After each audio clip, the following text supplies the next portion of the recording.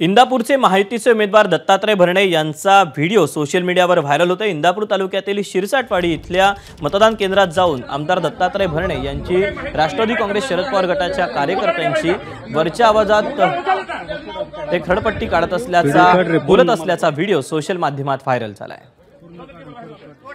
मराठी सांगितलं मी तुम्ही पहिल्यांदा इलेक्शन करा किती वेळ सर बद्दल पेपरवर तुमची जी सर किती वाजता दिवस तुम्ही सांगताय चला टेबल लगेच उचला तो कोणी ठेवलाय तो टेबल उचला लगेच बाहेर घ्या तू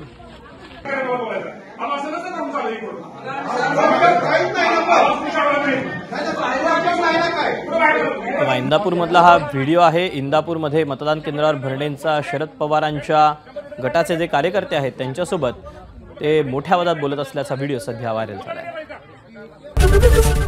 एबीपी माझा, उघडा डोळे बघा नीट।